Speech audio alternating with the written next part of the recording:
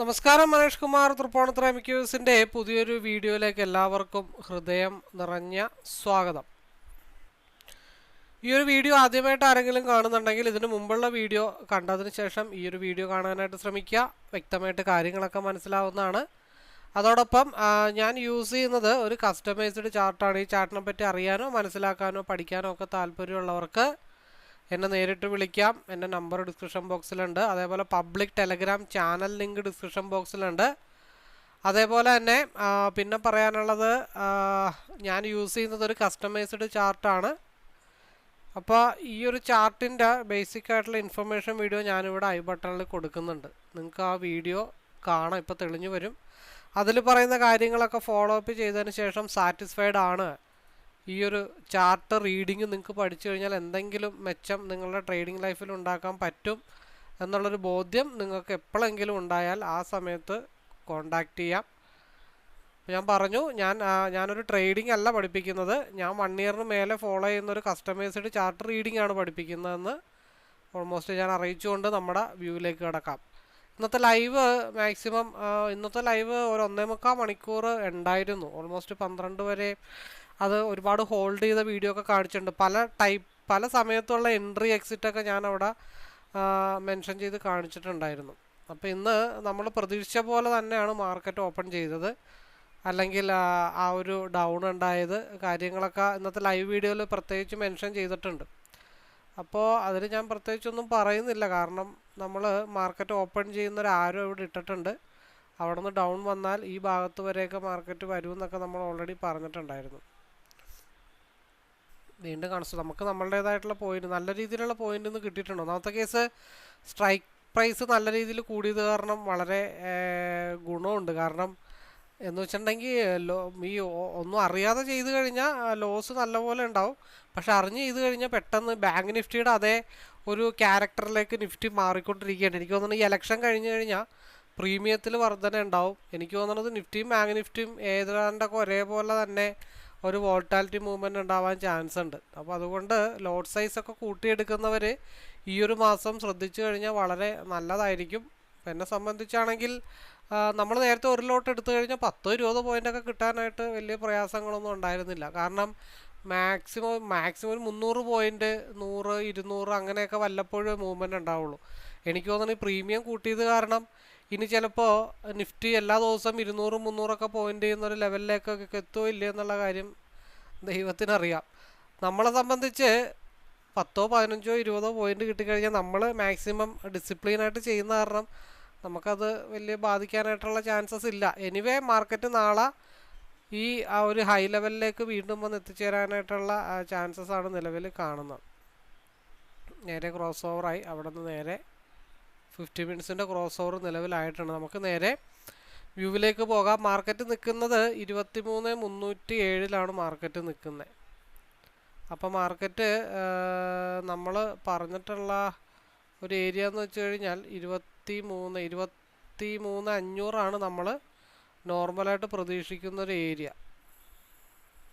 490 ഏകദേശം 501 കേട്ടോ, 500 കൂട്ടിയേക്കുന്നത്.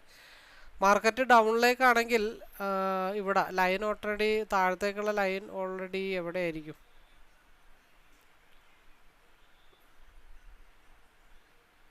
അതായത് 23,106, 22, 23,000 കേട്ടോ ഏകദേശം.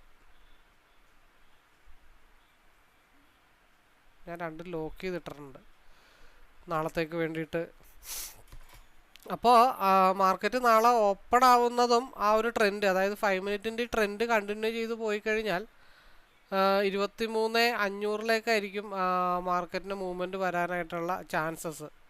അപ്പോൾ നിലവിലുള്ള ഹൈ ബ്രേക്ക് ചെയ്ത്, അതായത് നിലവിലുള്ള ഹൈ എന്ന് പറയുമ്പോൾ ഏകദേശം 23,337.90 ആ ഒരു ഏരിയ ബ്രേക്ക് ചെയ്ത് കഴിഞ്ഞാൽ പിന്നെ പോകാനുള്ള ഒരു ഏരിയ എന്ന് വെച്ച് കഴിഞ്ഞാൽ 23,400 23,400 സ്ട്രഗിൾ ചെയ്തതിന് ശേഷം മാർക്കറ്റ് മൂവ് ചെയ്താൽ 23,500. നേരെ മറിച്ച് ഡൗണിലേക്കാണ് വരുന്നതെന്നുണ്ടെങ്കിൽ സപ്പോർട്ട് എന്ന് പറഞ്ഞാൽ 23,258, അതിനുശേഷം 23,229 കൺസോൾട്ടേഷൻ സോണ്. വീണ്ടും ഡൗൺ ആയാൽ 23,142. അവിടെ നിന്നും ഡൗൺ ആയി കഴിഞ്ഞാലാണ് 23,000 മാർക്കറ്റ് വരാനായിട്ടുള്ള പോസിബിലിറ്റി ഉള്ളൂ. അപ്പോൾ ഒരുപാട് വീഡിയോസ് ഉണ്ട്. ഇലക്ഷനാണ്, ശ്രദ്ധിക്കണം, വളരെയധികം സൂക്ഷിച്ച് വേണം കൈകാര്യം ചെയ്യാൻ, ഓൾമോസ്റ്റ് പറഞ്ഞിട്ടുണ്ടായിരുന്നു. പക്ഷെ നമ്മൾ ഈ പറഞ്ഞ പോലെ മുമ്പും ഇങ്ങനെയാണ്. ഞാൻ എൻ്റെ ഒരു പേഴ്സണലായിട്ടുള്ള അഭിപ്രായം വെച്ചിട്ട് എൻ്റെ തീരുമാനം എൻ്റെ ചാർട്ടാണ്. എൻ്റെ ചാർട്ടിൽ ഞാൻ ഈ പറഞ്ഞ പോലെ IVO അല്ലെങ്കിൽ ഒരുപാട് കണക്കും കാര്യങ്ങളൊക്കെ ഉണ്ട്. ഒന്നാമത്തെ കേസ് ഞാനത് പഠിച്ചിട്ടില്ല.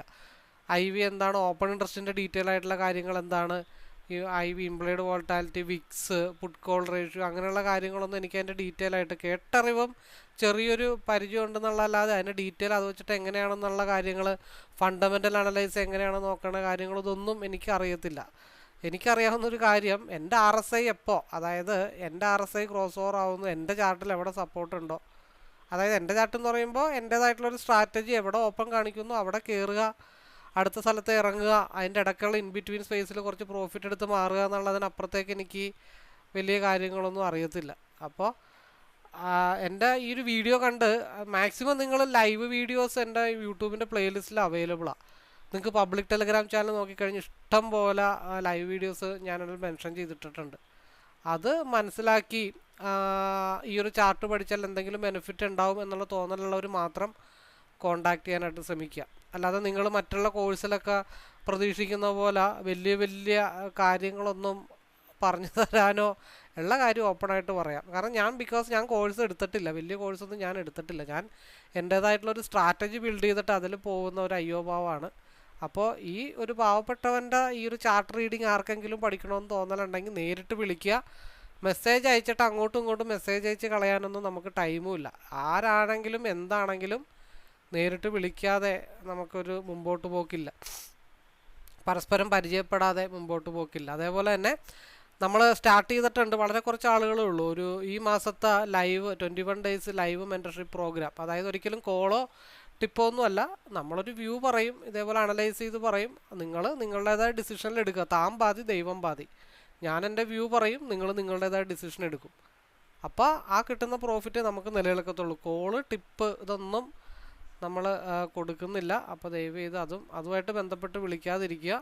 ചാർട്ട് പഠിക്കാം, നമ്മളുടെ ഒരു വ്യൂ അനലൈസ് ചെയ്യുന്ന റൂമിലേക്ക് പാർട്ടിസിപ്പേറ്റ് ചെയ്യാം. അങ്ങനെയുള്ള ആർക്കും വേണമെങ്കിലും എപ്പോൾ വേണമെങ്കിലും വിളിക്കാം. അപ്പോൾ നമ്മൾ ഇൻഡെക്സിൻ്റെ വ്യൂ ഓൾമോസ്റ്റ് ഡൺ. നമ്മൾ ഫ്യൂച്ചറിൻ്റെ ആ ഒരു വ്യൂവിലേക്ക് പോവാം. ഫ്യൂച്ചറിൻ്റെ വ്യൂവിലാണെങ്കിലും മാർക്കറ്റ് ഈ ഒരു റെഡ് ലൈൻ ടച്ച് ചെയ്യാനായിട്ട് നിൽപ്പുണ്ട്. 23,514 23,514 മുകളിലേക്ക് പോയി കഴിഞ്ഞാൽ മാർക്കറ്റ് എത്താനുള്ള ഒരു ഏരിയ എന്ന് വെച്ച് കഴിഞ്ഞാൽ 23,843. അവിടെ നിന്നും ബ്രേക്ക് ചെയ്ത് കഴിഞ്ഞാൽ 24,000 കേട്ടോ, 24,000 റേഞ്ചിലേക്കായിരിക്കും മാർക്കറ്റിൻ്റെ മൂവ്മെൻറ്റ്. നേരെ മറിച്ച് നിൽക്കുന്ന ലെവലിൽ നിന്ന് താഴത്തോട്ട് വന്നു കഴിഞ്ഞാൽ 23,322 കൺസോൾട്ടേഷൻ സോണാണ്. അതിൻ്റെ താഴെ 23,275 എന്നുള്ളൊരു സപ്പോർട്ട് ലെവലും ഉണ്ട്. അത് ബ്രേക്ക് ചെയ്താൽ 22,800 ഫ്യൂച്ചറിൻ്റെ മൂവ്മെൻറ്റ്. ഇതാണ് നമുക്ക് ഫ്യൂച്ചറിനെ ബേസ് ചെയ്ത് പറയാനുള്ളത്. പിന്നെ നാളെ ഇലക്ഷനാണ്. നമ്മൾ ഇന്നത്തെ രാവിലത്തെ ലൈവിൽ ഞാൻ ഓൾറെഡി പറഞ്ഞിട്ടുണ്ട്, ഇന്നും നാളെയും മറ്റന്നാളും ഡൗൺ ആണെങ്കിൽ ഡൗണ്, അപ്പാണെങ്കിൽ അപ്പ്. ഇതിനൊക്കെ ഒരു 3 ഇരട്ടി സ്ട്രെങ്ത് ഉണ്ടാവും. അതായത് ഇന്ന് ഗ്യാപ്പ് അപ്പ് 800 പോയിൻ്റാണ് ഗ്യാപ്പ് അപ്പ് ആയത്. കാരണം സാധാരണ 150, 200 ഉണ്ടാകുന്ന സ്ഥാനത്താണ് 800 പോയിൻ്റ് ഗ്യാപ്പ് അപ്പ് ആയത്. അപ്പോൾ അതേപോലെ ഗ്യാപ്പ് ഡൗൺ ആണെങ്കിലും അതേപോലെ ഉണ്ടാവും. അതുകൊണ്ട് ഓവർനൈറ്റ് ഹോൾഡൊക്കെ മാക്സിമം അവോയ്ഡ് ചെയ്യാനായിട്ട് ശ്രമിക്കുക. ഹൈ പ്രീമിയമാണ്, ഫണ്ട് വാഷ് ഔട്ട് ആകാനായിട്ട് വലിയ സമയമൊന്നും വേണ്ട. എപ്പോൾ നമ്മൾ എൻട്രി എടുത്താലും ഒരു മൂവ്മെൻറ്റ് കിട്ടിക്കഴിഞ്ഞാൽ സ്റ്റോപ്പ് ലോസ് കയറ്റി കോസ്റ്റ് ടു കോസ്റ്റിലേക്ക് വെച്ചിട്ട് ഒരു ദിവസം 10 ട്രേഡ് ചെയ്താലും 10 ട്രേഡ് കോസ്റ്റ് ടു കോസ്റ്റ് ആയാലും വലിയ നഷ്ടങ്ങളൊന്നും വരാൻ പോകുന്നില്ല. പക്ഷേ ഒരു കറക്റ്റായിട്ടുള്ളൊരു എൻട്രി എങ്ങാനും ദൈവാനുഗ്രഹം കൊണ്ട് കിട്ടിയാൽ മാസീവായിട്ടുള്ള മൂവ്മെൻറ്റും കിട്ടാനായിട്ടുള്ള പോസിബിലിറ്റി ഉണ്ട്. അപ്പോൾ ഇതൊക്കെയാണ് അപ്പോൾ നമുക്ക് ഫ്യൂച്ചറിൽ പറയാനുള്ളത്. നമുക്ക് പിന്നെ സ്ട്രൈക്കുകൾ സെലക്ട് ചെയ്യാനുള്ളത് 23,300, 23,500 സിയിൽ. പിയിലാണെന്നുണ്ടെങ്കിൽ 23,500, 23,300, 23,200, 23,000. രാവിലെ ഇതൊന്നും അനക്കം ഉണ്ടായിരുന്നില്ല. ഇപ്പോൾ രാവിലെ സി നല്ല രീതിയിൽ സെല്ല് ചെയ്യുന്നുണ്ടായിരുന്നു, പി ആരും സെല്ല് ചെയ്യുന്നുണ്ടായിരുന്നില്ല. പക്ഷേ ഇപ്പോൾ പി ആൾക്കാർ സെല്ല് ചെയ്ത് തുടങ്ങിയിട്ടുണ്ട്. അപ്പോൾ നാളെ കൺസോൾട്ടേഷൻ ബേസിലാണ് ഇന്ന് മാർക്കറ്റ് ഒതുക്കി തീർത്തിരിക്കണേ. നാളെ നല്ല രീതിയിലൊരു അപ്പാണെങ്കിൽ 23,465 മുതൽ 24,000 വരെ 600 പോയിൻ്റ് ഉണ്ടെന്ന് 600 പോയിൻ്റ് ഇല്ലേ 23 450 500 500 ഇത്രയും പോയിൻ്റ് മേളിലോട്ടോ അല്ലെങ്കിൽ ഇത്രയും പോയിൻ്റോ താഴത്തോട്ടോ നല്ല രീതിയിൽ മൂവ്മെൻറ്റ് കിട്ടാൻ പോസിബിലിറ്റി ഉണ്ട്. അതുകൊണ്ട് ശ്രദ്ധിച്ച് കൈകാര്യം ചെയ്യാനായിട്ട് ശ്രമിക്കുക. ഇപ്പോൾ ട്രേഡ് എടുത്തില്ലെങ്കിലും പ്രശ്നങ്ങളില്ല എന്നുള്ള ആ കണ്ടീഷനാണ് രാവിലെ തന്നെ കേട്ടോ. അപ്പോൾ നാളത്തെ ഓപ്പണിങ് വളരെ ഇമ്പോർട്ടൻ്റ് ആണ്. അപ്പോൾ ഇനിയിപ്പോൾ ഇത്രയും പറഞ്ഞുകൊണ്ടും നാളെ എല്ലാവർക്കും നല്ല രീതിയിലുള്ളൊരു പ്രോഫിറ്റബിൾഡ് ആവട്ടെ, തുടർന്നും നല്ല രീതിയിൽ മുമ്പോട്ട് പോകാൻ പറ്റട്ടെ. കഴിഞ്ഞ ആഴ്ചയൊക്കെ നമ്മൾ 2,500 5,000 രൂപക്കൊക്കെ എടുത്തുകൊണ്ടിരുന്നു. ഇപ്പോൾ 10,000 രൂപ ഉണ്ടെങ്കിലാണ് സാമാന്യം ഭേദപ്പെട്ടൊരു സ്ട്രൈക്ക് എടുക്കാനായിട്ട് പറ്റുന്ന ഒരു കണ്ടീഷനിലേക്ക് മാർക്കറ്റ് എത്തിയിട്ടുണ്ട്. അതിനൊപ്പം നിങ്ങൾ ചിന്തിച്ചൊരു കാര്യമുണ്ട്, ബാങ്ക് നിഫ്റ്റി എടുക്കുമ്പോൾ നമുക്ക് മാസീവായിട്ടുള്ള പ്രോഫിറ്റും കിട്ടും, മാസീവായിട്ടുള്ള ലോസും കിട്ടും. ആ ഒരു ട്രെൻഡിനോട് അല്ലെങ്കിൽ ആ ഒരു മെത്തേഡിനോട് സിമിലാരിറ്റി ആവുന്ന വിധത്തിലേക്ക് നിഫ്റ്റി വരാനായിട്ടുള്ള പോസിബിലിറ്റി ഉണ്ടെന്ന് തോന്നുന്നു. കാരണം പ്രീമിയം കൂടുമ്പോൾ എനിക്ക് അങ്ങനെയാണ് തോന്നുന്നത്. രണ്ടും നിഫ്റ്റി ബാങ്ക് നിഫ്റ്റി ഒരേപോലത്തെ മൂവ് വരാനുള്ള ചാൻസ് ഉണ്ടെന്നുള്ള കാര്യങ്ങളുണ്ട്. പിന്നെ സ്റ്റോപ്പ് ലോസ് കണ്ടെങ്കിൽ ഏതിലാണ് കുറവെന്നുള്ള കാര്യം കൂടെ ഇനി ഫിക്സ് ചെയ്താൽ മതി. ഇത് എൻ്റേതായിട്ടുള്ളൊരു കാഴ്ചപ്പാടാട്ടോ. വലിയ ആളുകളൊക്കെ ഇതിനെപ്പറ്റി അഭിപ്രായം പറയാനും അല്ലെങ്കിൽ ഇതൊക്കെ മനസ്സിലാക്കി അതിൻ്റെ കാര്യങ്ങളൊക്കെ പറയാനുള്ള വലിയ നോളജുള്ള ആളുകൾ ഇഷ്ടംപോലെ ഉണ്ട് യൂട്യൂബിൽ. ഞാൻ എൻ്റെ തോന്നൽ എൻ്റെ ടെക്നിക്കൽ വെച്ചിട്ട് ഞാൻ പറഞ്ഞതേ ഉള്ളൂ. നിങ്ങൾ നിങ്ങളുടേതായിട്ടുള്ള അനലൈസും കാര്യങ്ങളൊക്കെ ചെയ്യാനായിട്ട് ശ്രദ്ധിക്കുക. ഓക്കെ, അപ്പോൾ വലിയ ആളുകൾ പറയുന്ന കാര്യങ്ങളും കൂടെ കേൾക്കാനായിട്ട് ശ്രമിക്കുക എന്നുള്ള റിക്വസ്റ്റോടു കൂടി നാളെ എല്ലാവർക്കും നല്ല രീതിയിലുള്ളൊരു പ്രോഫിറ്റബിൾ ഡേ ആവട്ടെ എന്നുള്ള പ്രാർത്ഥനയോടുകൂടി നിർത്തുന്നു. All the best.